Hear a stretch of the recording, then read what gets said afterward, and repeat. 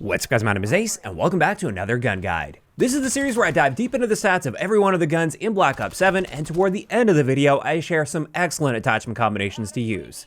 And in today's episode, we're going to be moving on to the brand new gun that was just added with Season 1 Reloaded. This is the Sturmwolf 45 SMG.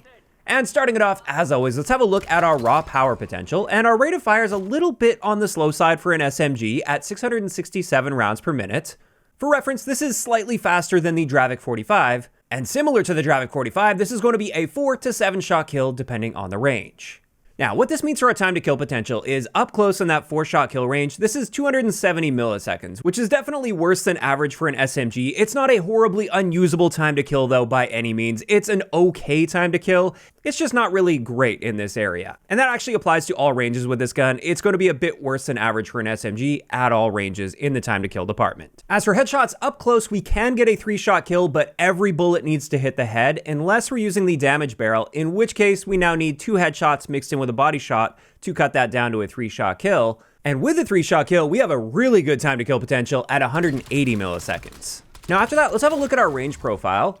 And our maximum damage range, our 4-shot kill range, is about 11 meters, which is pretty standard for an SMG in this game. Nothing really out of the ordinary here, so I wouldn't say it's bad in this area, but it also doesn't excel when it comes to ranges. And it's the same thing with our bullet velocity. This is 540 meters per second, which is very close to average for an SMG, and that gives us a hit scan range at 27 meters. Now, if we want to improve our range or velocity, here are the values for our barrels. And when it comes to the long barrel and hybrid barrel increasing our range, these are pretty standard values at 30% and 15% respectively. However, for both the velocity barrel and the hybrid barrel, when it comes to the velocity boost, for some reason, we get an exceptional velocity boost with both of these at 50% with the velocity barrel and 30% with the hybrid barrel. That is out of the ordinary for this game. And then finally, you can see our rapid fire values. If we use rapid fire on this gun, it improves our rate of fire up to 741 rounds per minute, giving us a 243 millisecond time to kill in that 4-shot kill range. However, both our range and velocity values are reduced by 10% when using rapid fire.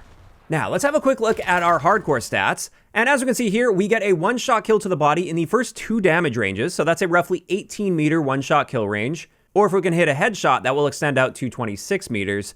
And for an SMG, that's not bad for hardcore modes. I wouldn't say this gun's a really big standout, but it would perform just fine in hardcore. As for hipfire, we have slightly better hipfire spreads than average for an SMG, which is excellent since the average for SMGs is already quite good.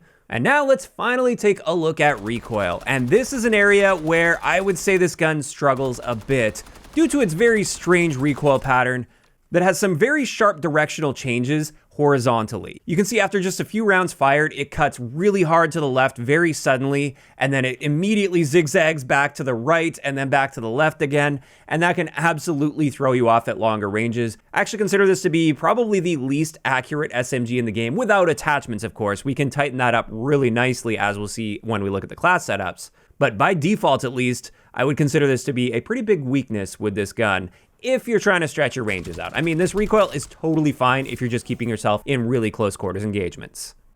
Now, let's move on to our handling stats, and across the board, we're just a little bit slower than average for an SMG, but not by a large margin, so it does just fine when it comes to handling overall. Then when it comes to our reload time, this is not bad at all. We got a base 32-round magazine with a 1.42 second reload time. That's better than average for SMGs, and we can improve that even more with the flip mag. Or alternatively, we have 2 extended mags to choose from, or a prestige attachment, which we'll look at in much greater detail in just a minute here. However, one thing I wanted to point out here is with extended mag 1, the 48-round mag, in the menu, there's no stated downsides to this, so it's meant to have the same reload time as the base gun. However, that doesn't match my testing, at least for the reload add time. It is a little bit slower at 1.58 seconds.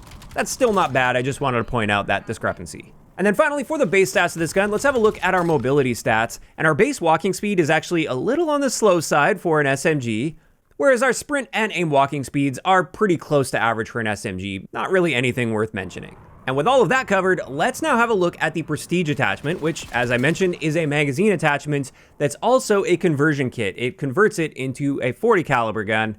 And the basics on this, for the pros, we get a faster reload, a better headshot multiplier, although we'll see that that's not really the case.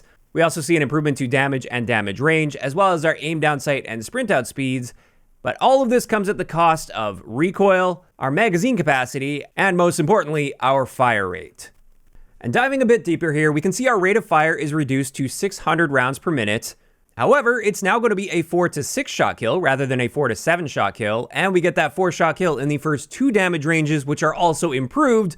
So we actually see a massive increase to our 4 shot kill range, but with that slower rate of fire, we now have a not very good time to kill for an SMG up close, at least at 300 milliseconds for a 4 shot kill. And it's also worth noting our velocity value is decreased by a notable amount. Now, in saying that, the one big benefit here is while they mentioned the headshot multiplier is better, that's not actually true. It's the same multiplier. The breakpoints on this, due to the increased body damage, are absolutely improved. And as you can see, in that first damage range, even without the headshot barrel also equipped on this, it only takes 1 headshot mixed in with 2 body shots to get a 3-shot kill for a time to kill potential at 200 milliseconds, which is a very fast time to kill. So that's definitely a strength that's worth mentioning on this. While the base time to kill is kind of bad for an SMG, that headshot potential is very high up close.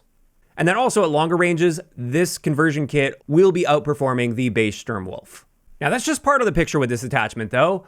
When it comes to recoil, you can see we've definitely got a different recoil pot. It doesn't have that same style of recoil pattern, but it is still zigzagging a lot as it kicks upward.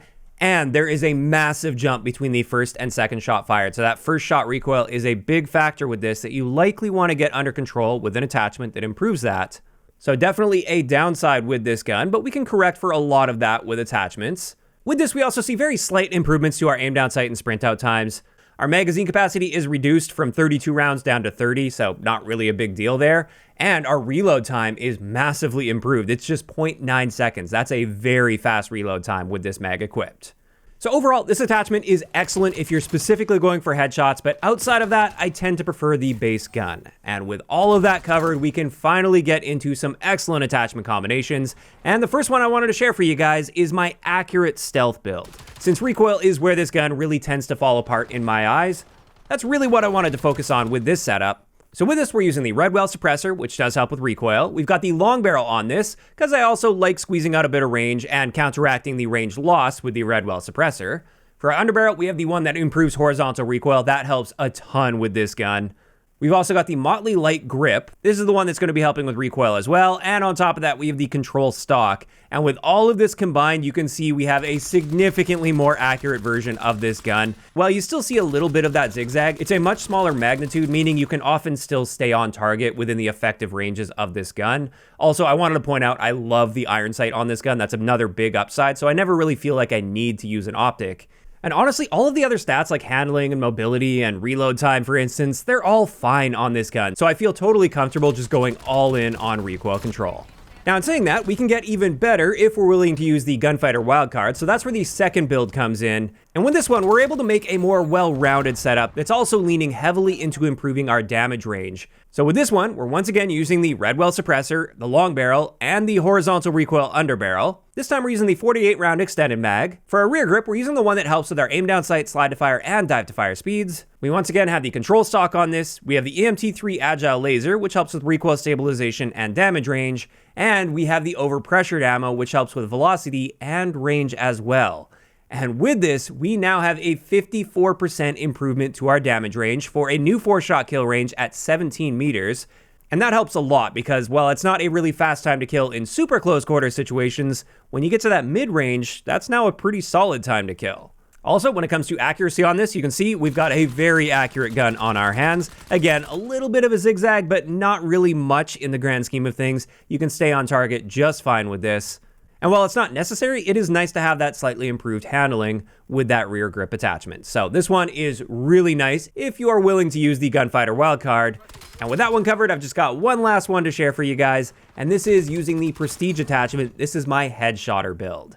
Now on this, I also found that Gunfighter was almost necessary to really get things where I wanted them to be. So this is also a Gunfighter setup. And with it, this time we're using the ELO sight since we want to line up those precise headshots. For our muzzle, we have the Hawker, which is going to be improving our first shot recoil as well as recoil in general. We once again have the long barrel and the horizontal recoil grip on this. We obviously have the Prestige magazine itself.